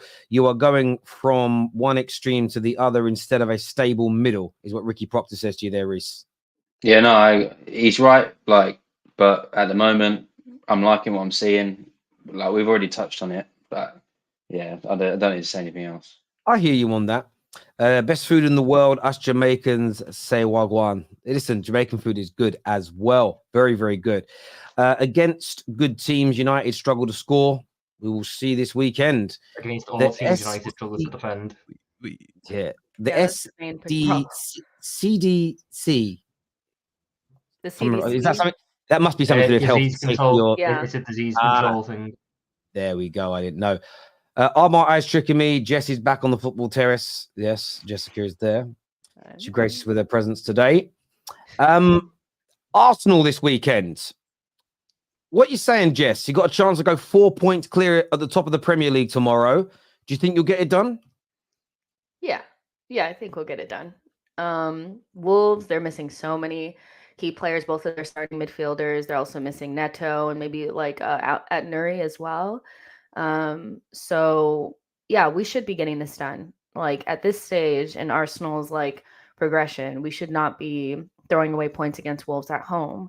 So no complacency, get over what we did in midweek. None of that matters anymore because we need to win this game. Because if Manchester City end up dropping points, that's a really good opportunity for us, you know, and Liverpool are right there. So yeah, we have to win this game. The only way we don't win it is if Wolves get some sort of retroactive VAR decision against us because they've been getting done dirty. So anything that goes against us VAR wise, that is my story, and I'm sticking to it. I really am. But it should be like a really straightforward routine win. It really should, if we're on it. Wolves, good side, but they're missing too many components. And really, even if they had their main team, we should still be beating them at home. These are the games where you need to just have a job done performance.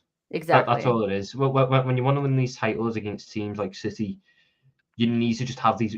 Wolves are a decent side. Wolves have beaten a lot of good teams this season. They've done Man City, and let's not forget that. But when you're going up against these sides at home, these are the type of performances where you just need to go 2, 3, done. And you can almost afford to take players off and focus on the next game. You don't want to just keep the door open. You don't want to be one of those ones where you just keep missing and you keep missing and you keep missing. Because whilst, yes, Arsenal had a number of games this season where they scored late and saved results, that cannot last forever. I think you'd almost need to sit there and look at it and go, we need to get a run of games where we're killing it off early. This Christmas period is a fantastic time to build up momentum. And I know that us two play each other December 23rd. That is what ultimately both our months are building up to. We're not even bothered about United. That'll be a nice, easy win. The month's building up to Arsenal versus Liverpool. Who can be in the best form for that game? And I think Arsenal have a nice run of fixtures for that. If you can just keep building that momentum and start getting some of these results where it's after Definitely 60 minutes, no one's worried anymore. Yeah, that's for sure. We haven't really scored enough goals in the first 20 minutes. And last season, we were doing that almost every single game. So Arsenal need to figure out a way to do the control thing, but also be dangerous early. And it's been difficult because teams have sat back, but, Arsenal just need to figure out a different way. I would imagine Wolves are going to sit in deep against us, but it's not an excuse. Arsenal need to figure this stuff out. And we haven't really had a team like this in a while at home. We've had Burnley and Sheffield. They're way worse than Wolves to me.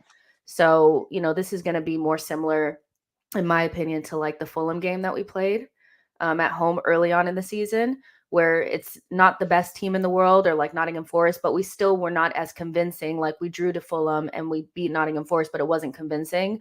I think we need to start getting convincing wins now. 2-0 early, put it away, take guys off, just like Tom said. But, we'll see. But we should be winning. Kai Havertz 3 for 3. Listen, Cameron's in trouble. Me and Cameron, we have a bet going that Kai Havertz will score or get as much GA as Xhaka, and we're starting to pick up some momentum. We're coming. I'm getting my $100, okay? But Kai Havertz goal, I will take that. I think he would as well. Jess, are you with the notion that people keep saying that Arsenal are not as good as they were like last season? Or do you think, and I don't know, but are you more confident, would I say, this season in that you could really mount that title challenge as opposed to what you were last season? If I was just comparing the first part of each season, I would say that I thought that last season's Arsenal was better. But I saw the second part. The second part, we couldn't keep goals out. We were terrible defensively. Like for a team that was trying to win a title, it wasn't so much that we couldn't score goals. We couldn't keep goals out. So I understand that we're defensively better. Overall, I think we're about the same, but we're better in different ways, if that makes sense. So for me, we're less exciting. We're less exciting, that's for sure. But this team, the foundation of this team, keeping goals out is much more sustainable than what we were doing last season. What we're doing last season was like, we were as good as we were going to be in the first couple of months of the season. That was it. There was only going down from there. This season, we could actually start getting better. And we saw against who do we play midweek, Lons, that there is goals in this team. I think people were thinking, oh, maybe the players aren't as good. They are. They just need to figure out how to score earlier. That's the main thing. That's pretty much it. So the foundation of this team is better.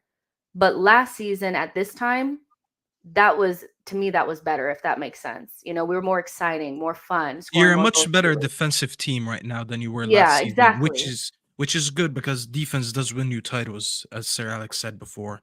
But Here's what I'm gonna disagree with you on something, and I'm not gonna sit here and pretend that I've watched a lot of Arsenal games. Unfortunately, a lot of our games have You ain't overlapped watching our this games. You're season. gonna give an opinion? Hello. No. I didn't. Hold on. Let me re-say this. I've watched enough of Arsenal, but I haven't watched a lot to give a strong opinion. Okay. It's because most of our games overlapped. The Champions League, except for this one that just passed, we always play the same time, and even on the weekend we play the same time. But here's the thing: I feel like when I'm looking at Arsenal, even if Havertz starts picking up and he gets more goals, I do think that the chemistry he has on that left-hand side has majorly affected Martinelli.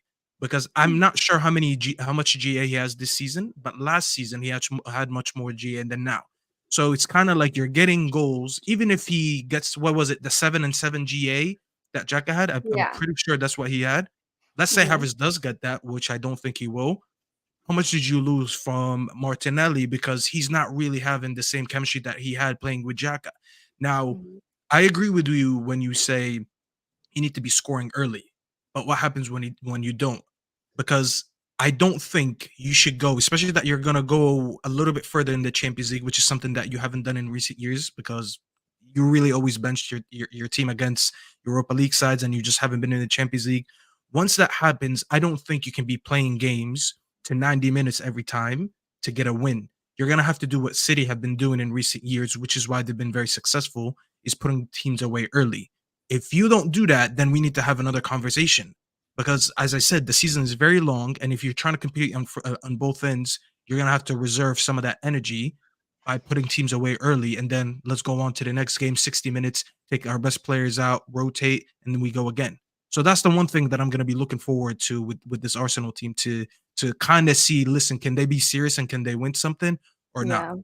That's all it is. And that's no Arsenal agenda because I know the minute I start No. speaking, I see people in the chat. Oh my God, here he goes again. Like I don't know. But I'm gonna put this I agree picture with away what so you're I don't saying. scare you guys no more. The Van Persie thing, but relax. I agree with what you're saying. Opinion. I do. I think changing the left-hand side has affected Martinelli for sure. He also had some time out, like he missed a month with a hamstring injury. That aside, when everything around you changes and the dynamics of the players around you are not the same, it does. It messes with you. So, but I do think that you have to give players time to adapt, and some players take longer than others. I think with Declan Rice being so good so early, it made people really panic about Kai. You know, there was already anxiety about Kai, but because Declan Rice just like hit the ground running, it was like, oh my gosh, this isn't working. You have to give players time to adapt, period, to a new setup, new team, new environment, new everything.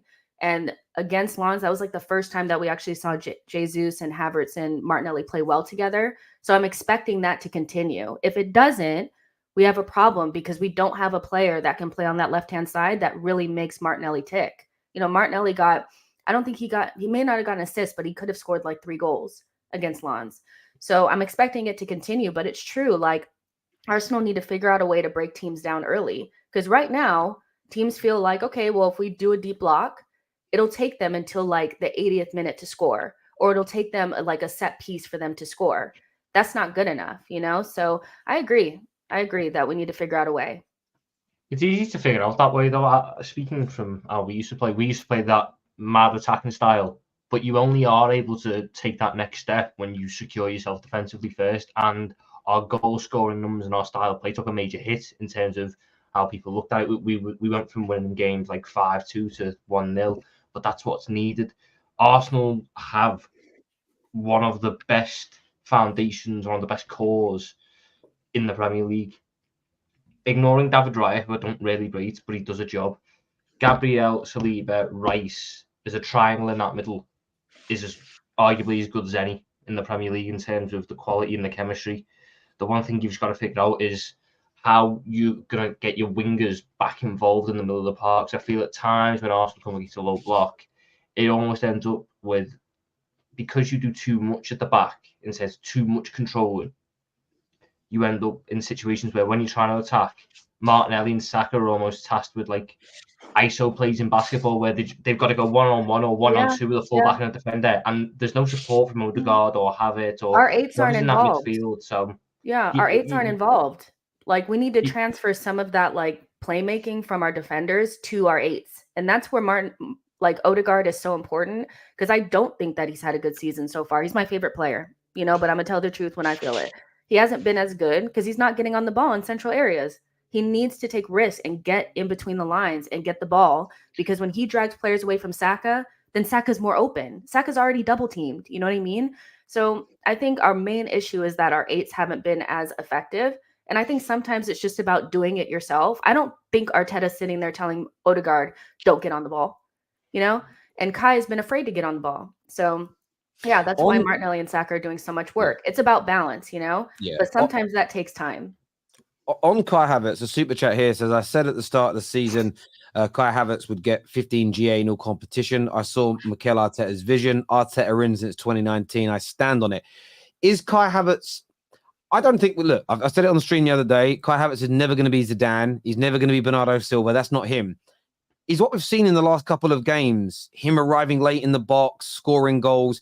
Is that what we should expect from Kai Havertz at Arsenal moving forward, being someone that comes in and scores 15 goals a year, goals like he's got in the last few games, and just helps the team win matches that way? Or is there still more from him to come?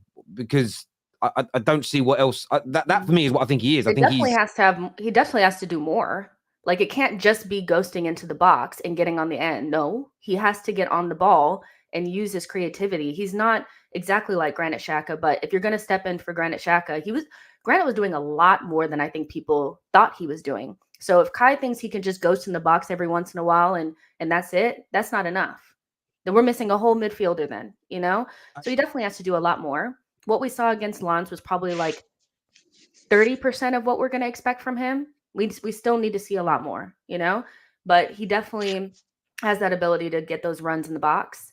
He definitely has good movement and he can anticipate. And that connection between him and Jesus, I think it is going to get stronger, but he needs to do more. Period. I think he's going to get GA. He's going to get more GA than people expect. But as I said, I mentioned Martinelli earlier for a reason. I think Martinelli has been a little bit deeper than where he was last season, which is why I'm saying even if Havertz gets the GA, Martinelli's still losing some GA on the other side. So it's not like you're getting more goals just because you brought in Havertz and he scored goals, because he took these goals from someone else. And I think Martinelli being a little bit deeper has been affecting him this season. Because last season, we know Martinelli, he's a very direct player. You give him the ball in space in the final third, he'll do something. He'll go to the byline, find a cross, or he likes to shoot. He'll get his GA. The thing is now with Havertz kind of being that guy who crashes the box to get the goals, and he's not really as hardworking and defensive as Xhaka was, someone has to make up for that. The only person on that side that can make up for that, who actually has that ability, is Martinelli. So it's kind of a situation where now Martinelli's losing some of what he did last season. Or I wouldn't say losing. He has to sacrifice a little bit for what he was doing last season for the greater goal. And the greater goal is to be winning football games. If Havertz is the way you win these games, because he has a more offensive role than Havertz, than Xhaka from last season, and he's been made up for his defensive liability by Martinelli. Then that's the only way I could see it working. I don't think Martinez is going to get the same GA, but you're going to add 15 goals from Havertz on top of that, and you're going to score 15 more goals than you did last season, if that makes sense. You know what I mean? I hear where you're coming from. This super chat here says we are coping much better with injuries we have this season and picking up points compared to last year when we were missing key players, is what George says. It's Kai now, Jess. Yeah, say less, big up the panel, is what Don says. I swear, Don surfaces out of nowhere the minute Havertz's word is being said. Wait a freaking minute. The minute you hear his name. What is he trying to say? Because I'm saying it's Kai now. I told him from the beginning that I understood what Arteta was trying to do. So don't come for me, Don. Don't come for me. I know you hide too. You should have been on this panel. Okay, no Chelsea fans. I see you. Hide. I'm gonna see Don on Monday, by the way, right before the Chelsea game, because I have a few things to say to him. There we go. This year says last season, Arsenal would not have sustained competing at the highest level in the Premier League and Champions League.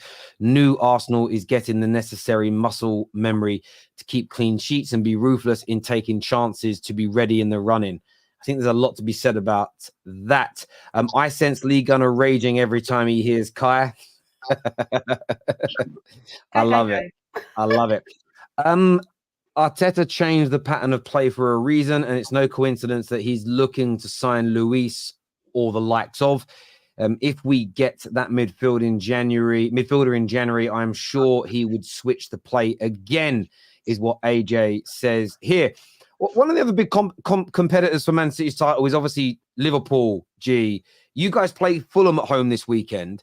Firstly, how do you see yourselves getting on in that? And are you confident of one, winning the league, but secondly, finish in front of Arsenal as well? But first, on the Fulham game, how do you see that going this weekend? Fulham game, I think we'll get the 3 points. I think they're going to make it difficult, but I think we'll get the 3 points in the end. But yeah, it's gonna be one of those games where you're just like, if Fulham are going to miss a few chances, they're probably going to scare us a little bit. But I think in the end, we should run out comfortable winners, like a 3-1 kind of game. That's how I kind of see it. When it comes to the title, I'll be honest. That's why I asked Jess that question before about what does she feel about Arsenal. I'm more worried about Arsenal this season than I was last season, because last season they were like an unknown entity. You didn't really know, and it was just game by game. It was just like YOLO. You didn't actually know what was going to happen until it got past January, and you were like, okay, this is actually serious. Like, they're actually really in this race. This season, though, I see something different in the way that people are saying they're not exciting. I can't lie. I wouldn't even care. Like, being exciting isn't going to win you the Premier League, in my opinion. I've not seen that many teams, bar Man City and maybe Manchester United of back in the day, where they've been super exciting, attacking, free-flowing football and all of this kind of stuff. When I watch Arsenal sometimes, I think, yes, they're getting the late goals, and I get all of that. But Tom will know, like, we were winning some of these games 1-0, 2-1, late goal against Burnley. It was late goal against Villa, should I say, sorry. It's these kind of games that win you the Premier League in the end, because then you just build momentum, just throughout the season. And then you can have your 4-0s, 5-0s, 6-0s against Lens, and you can have those games, of course, but I don't think those are the games that win you the Premier League. So when I see Arsenal this season, do I think we could finish above them? Yes. Do I think we will? To my prediction, no. I think Arsenal will finish first or second in the Premier League this season. I just think there's something a little bit different with the way that they are. It'll be just their own downfall that will fail it for them. And then that's where I think Liverpool are close enough to Man City and Arsenal to potentially, we're kind of going a little bit under the radar. I can't see why we couldn't, do you know what I mean, be in that race alongside Arsenal and City. But for me, it's only a 3-horse race. I don't think there's any other team who are even close to the quality of these three at the moment. You guys aren't even under the radar. I don't know who's out here playing around with Liverpool, but I think you know what it is. I think under the radar in terms of nobody thought that we would get a new midfield and it would just go bang.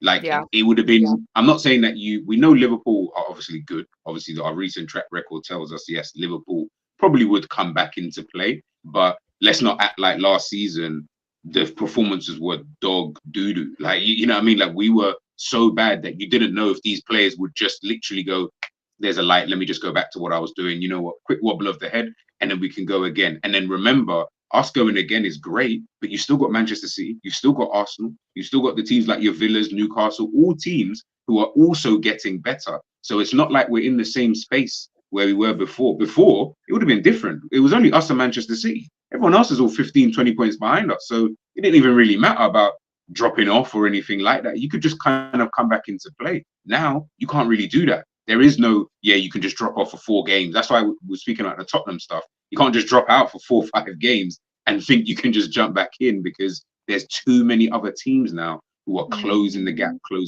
And that's how I see it anyway. For the season. What's your guys' what's Liverpool's biggest weakness right now? Like, everybody would say Arsenal's biggest weakness is scoring early and maybe scoring enough goals, whatever.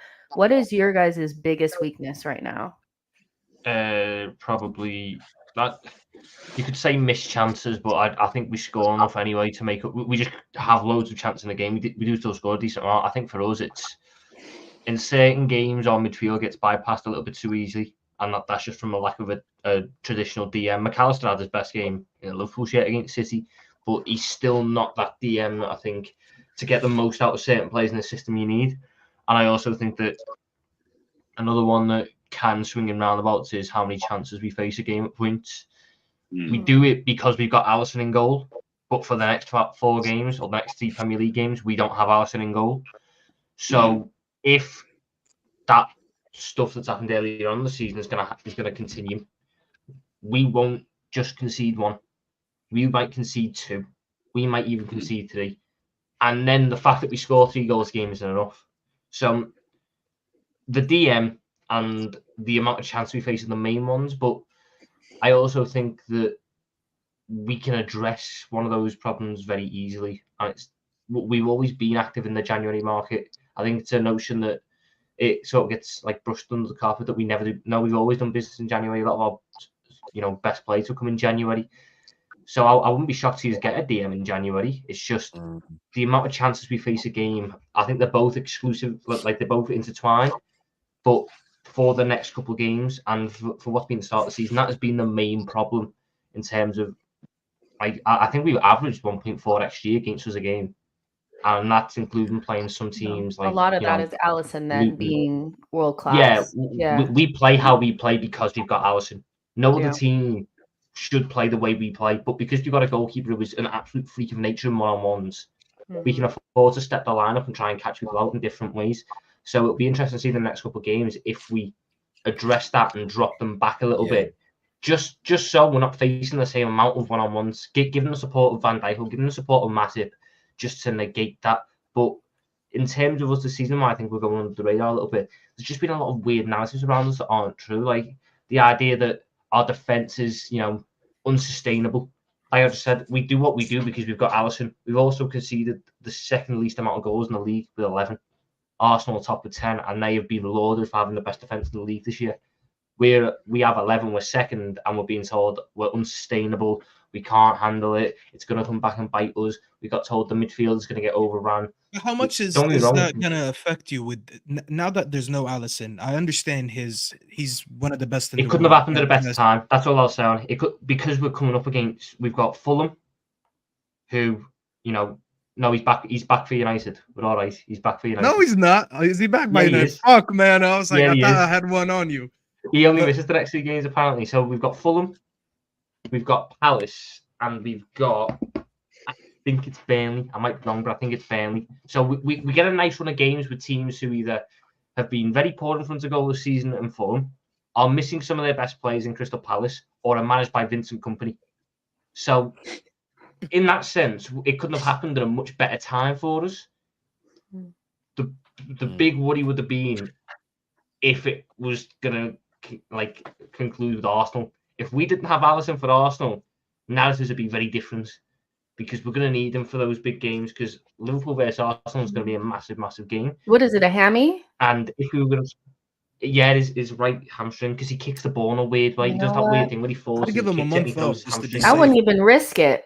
You don't want him out for the whole season. Yeah, I'd have him up at least until the 18th of December. Christmas is coming. Let the guy rest until Christmas. No, I'm fine with Kelly going against United.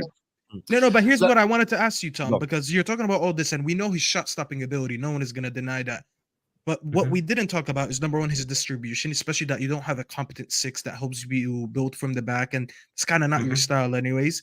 And secondly, his ball sweeping ability. I mean, like the guy, he plays like he low-key sometimes he's like a center back, because you leave all this space and you can rely on him so many times. Anytime ball being played in the back, over the top, you can rely on him with that. That's been one of his best attributes for years. I don't know much about your backup goalkeeper. I just know he won't be as good as Alisson when it comes to that. No, but he's definitely not going to be Alisson level when it comes to sweeping and distribution.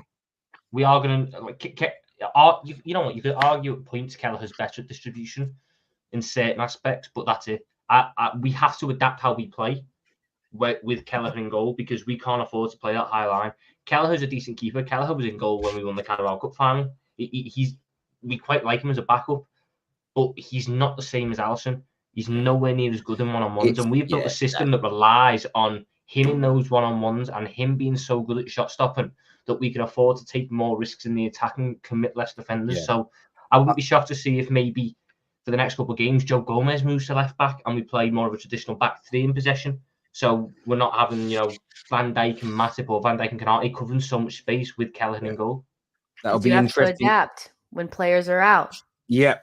Just in interest of time, got some super chats here. First one says, "Big up Tom, best panelist on TFT, even though he's a Liverpool fan. Come on, you gooners." We all know From you. Thank you, Andy. Andy. Nice. Either pay them or he's your uncle or something. Don't lie to us. Charles here says, "Staffy, I'm sorry, but blaming Havertz for Martinelli not scoring makes zero sense.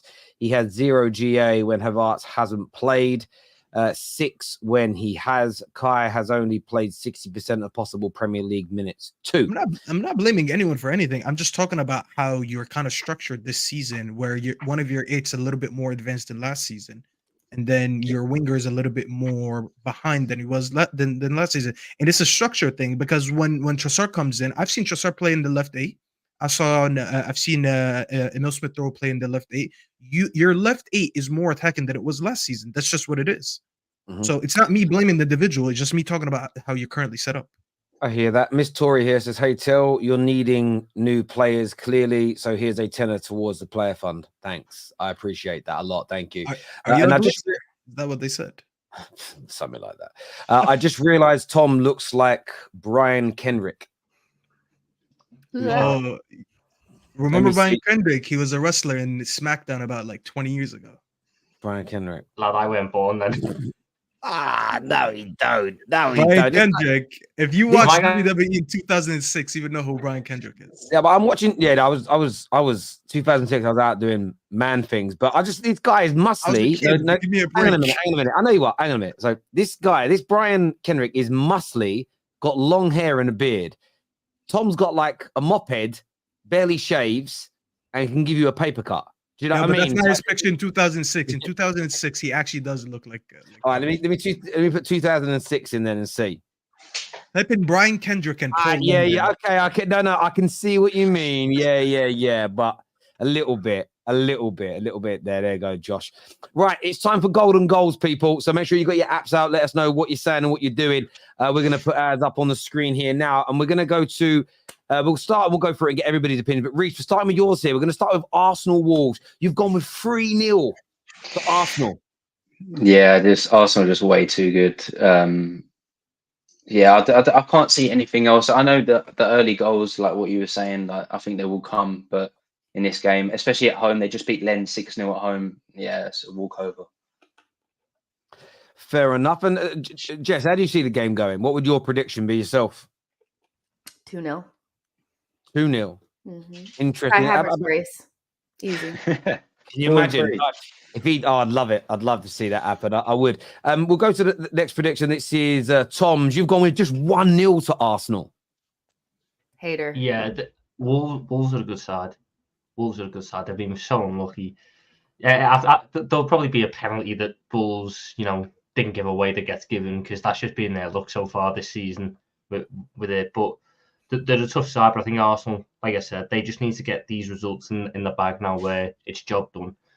I don't think it'll be like a very close game. I just think it'll be Arsenal go 1-up, job done. Don't need to stress out. They can take off certain players and they move on. I hear that. Look, remember, viewers, if you're not playing golden goals yet, make sure you get it done. You've got to be over the age of 18 and in the UK. But if you get these 6 predictions right, BetMGM will give you £2 million tax free. So if you haven't played yet, crazy. The biggest free giveaway out there. It's better than all their competitors. More money than all their competitors. So play here. Staffy, what would you predict for the Arsenal Wolves game? What would your predictions be? G, you could go first. Arsenal 3-1. I think Wolves will actually score first, but I think Arsenal will run out comfortable winners in that game. Interesting. I think Kai Havertz will actually score as well. I think he will score as well. Again, 3 in a row. Yeah, I don't think he'll score breaks, but I think he will score in this game. I think he will start hitting a run of form. But yeah, 3-1 Arsenal. What are you saying, Staffy? Well, for Lee Gunner's sake, we hope Havertz doesn't score again. Or maybe for our sake, we want to see another clip. So maybe I hope he does score. Actually, I hope he scores, because I want to watch Lee. Big up Lee. But I think it's actually going to end 1-0. I think Arsenal are going to dominate the game, but I think Wolves are going to sit deep. They're going to do what they usually do against big teams. And they've been pretty good at it this season. They haven't gotten the best results, but they approach big games well this season. I think Arsenal are going to have too much quality. They will find a way to get a goal. It's not going to be a 1-0 performance. Arsenal are going to completely dominate them, but I think it's only going to be a 1-goal win for them. Cool. I've gone with 3-0 Arsenal. I actually think they'll put a few past them. Wolves have kept one clean sheet, I think, all year. And I just think after their game midweek, they'll be fired up. And I'm going with 3-0 to Arsenal.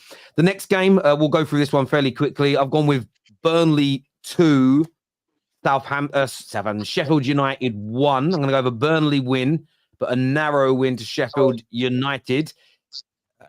Tom, you've gone with 2-2 in this game. You think Sheffield United are scoring 2 goals away from home?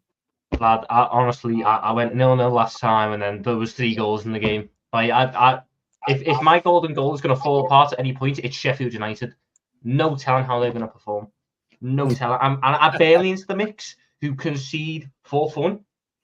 Who knows? This could be the 0-0. I could have just been off by a man. It could be the 0-0. It could be. Reiss, you went with 2-0 Burnley. You fancy them to win and keep a clean sheet? Yeah, I mean, we're going to see this game next season in the Championship anyway. So, like, who cares? No?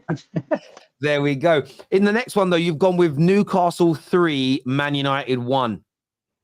Yeah. Just like I said earlier, I think the atmosphere will be too much. I think United maybe get an early goal, but once that 12th man pressure just keeps hitting them, it's going to be too much for him, in my opinion. I hear that. You've gone 2-0, Tom, with your predictions here. Yeah, I just think this is going to be a statement. Like Newcastle feel they were hard done by midweek, which I agree with. I don't think it's ever a pen. But UEFA rules are UEFA rules. They'll be fired up for it. I think their midfield does yours in every day of the week. And in turn, you're not going to create as many chances as you'd like. Therefore, I think you're going to rush the chances. Therefore, you're not going to score. And factor in Andre Onana attacks. 2-0. 2-0. I mean, I went with 3-1 myself. I hated doing it, but I am trying to win the 2 million quid. So I'm betting with my head, not my heart, because I want to retire. Do you know what I'm saying? So I want to retire. Staffy, what would your score prediction be as a United fan for this game?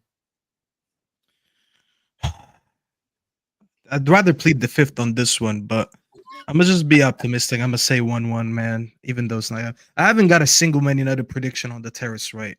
So I'm not going to predict a win anymore. Predict a loss then. Predict a loss then, bro, please. That would make sense. 4-0 Newcastle. There you go. Good man. Good man. The next game, though, we'll stay on myself here.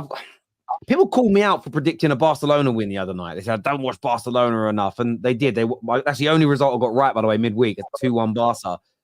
I've gone with Chelsea nicking it 2-1 against Brighton. I know they were smashed up by Newcastle, but Brighton are not on a great run of form. And I think at home, I think Chelsea will have enough to get it done. What's your thought on this one, G? I'm the reverse of you because I'm going with 3-2 Brighton. I actually think them playing away to Chelsea would probably suit them in this kind of game with the way that Chelsea play.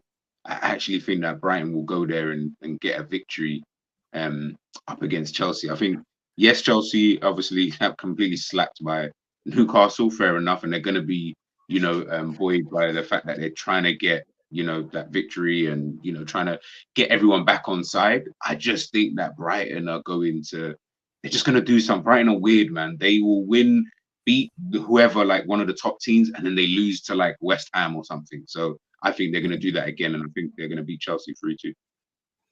And Tom, you're going with 2-2. Yeah, Brighton, I think always. This to me is just going to be a Brighton sort of game where they go. Chelsea have done our same for the past 12 months with everything, taking managers, taking players. They'll turn up for this one. I think obviously Chelsea beat them earlier on this season in the cup, but Brighton should have scored at least 3 in that game. The chances just fell to the wrong people. I think this will be a bit more of an even one. This is a better Chelsea side than played that day, but this is a Brighton side with a chip on the shoulder. I think this could go either way.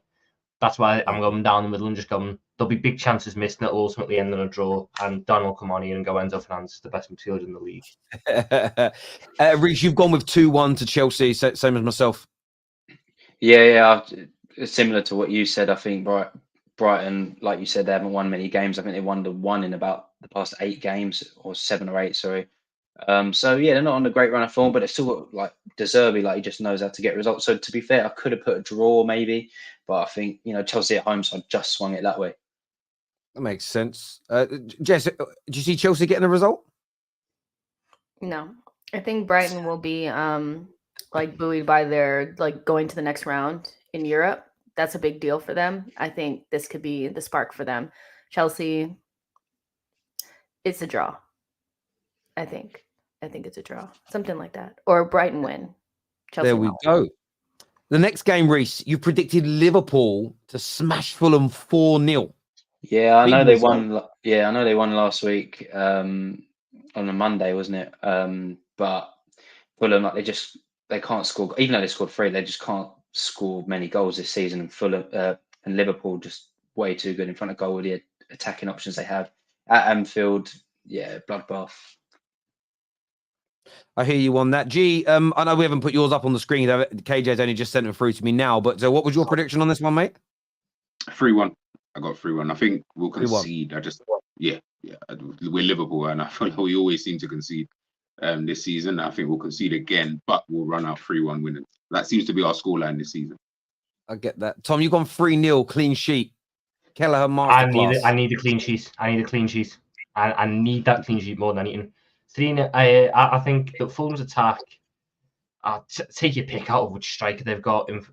Jimenez, Muniz, Vinicius, who's headbutted more people than he scored goals this season. Like, we just need to get the win and a comfortable win there. I think it's a big game for Cody Gakpo to get a start. He had a very good game on Thursday against the lower end opposition in Fulham. He might sit back. I think Gakpo could cause a lot of problems. But based on how the last 2 games went, a really good draw away at the Etihad, a big win midweek, I think we get another big win against Fulham. And fingers crossed we keep the clean sheet. Fair enough. I've gone with 3-0 to you as well. I think you'll slap them up. I think you'll get a clean sheet as well. The big one, though, people, Man City Spurs. I have to say it. I've held it in all day. I'm going to go with 5-1 to Manchester City. I just think they are going to smash the granny out of Tottenham. I really do. I really do think they're going to. So do I. So, yeah, I'm going 5-1 Man City. Staffy, what would your prediction for this game be, bro? I already said on Sam's channel. I think it's going to be 4-1 for City. I think should be 4-1. If they don't actually beat them, as I said earlier, by 2-3 goals at least difference, then I'm going to question this team. Come on, they have Emerson Royale and Davies in the center back. It's tomorrow. You got to at least put 4, bro. You've gone 4-1, Tom, with your predictions here on Golden Goals. Yeah, I could see this being a game where Tottenham scored early and everyone goes, ooh, maybe. And then City go, right, okay, we've had enough fun now. Smash 4 past them and then go, hold on a minute. It's Tottenham, and then take off all the best players. You know, like you sometimes take Haaland off at half time. I could see him just going, right, Haaland, you've done 50 minutes before. We'll come off now. We'll give them it's Oscar Bob or something. And it just ends 4-1. Do you know that if Spurs take the lead in this game and lose, they'll be the first team in English football history to lead 4 games on the bounce and lose them all? Oh, well, that's a good stat that I would like to talk about. It's a chance for Spurs to get a Spursy record. Amazing stat. We'll draw 0-0. Yeah. Reiss, you've gone with 4-2 to Man City. You're predicting your own team to get smashed. Yeah, we're going to get opened up. It's going to be bad. But just for what Tom said, I think if we do score early, which I can see because that's what we do against City. And to be honest, I just went with the exact prediction, the exact result of what happened last year at the Etihad for Spurs. So yeah, 4-2. And what did you go with, G, on this one? 3-0. 3-0 City. I think it'll just be comfortable. I don't know if they'll smash. Like 3-0 doesn't sound like a smashing, but 3-0, I think that's a calm result. Tottenham, keep it respectable. Good to go. How about yourself, Jess? What would you go with? It's a 3-1er. Man City win. Spurs will do the little they'll score 1 and you'll see them doing all the little celebrations and then it'll just go routine after that. Yeah, right. I will celebrate. Yeah. Yeah, this is football, This is gonna be Reiss. This is gonna be Reiss when they're playing good football, but they're losing 3-4-1. This is I know it's blurry, but it's the meme where it says we all know that meme. It's gonna be like this is fine. We're attacking. Staffy, they'd be building out from the back. They'd have I never said that. Just never do it, that. mate. Bro, I'll tell you what. Every time they build from the right. back, listen. Every time they beat the press, we'll count that as a goal. Because that's the closest they're going to It'll end 4-3 City then. Look, everyone who's joined in and played Golden Goals with us, thank you. You've got up until I think it's like 12:30 tomorrow UK time. It's a deadline to get your predictions in. So, Tom, you can go and edit yours before then. You can still go and edit them if you want to change. The only one that needs change is Sheffield United, and I'm so leaving you can go and edit that. And remember, if you get the 6 predictions right, it's £2 million tax-free in your bank account. So go and enter now, scan the QR code on the screen. I will say, G, Staffy, Tom, Reiss, Jess, and Patrick was here earlier. Thank you all very much for coming on. To all of my super chatters, you're absolutely amazing. Thank you all very, very much for donating, as you always do, to the Terrace. Please hit the like button before you leave. Until next time, take care. Goodbye. God bless. And we'll see you all again soon.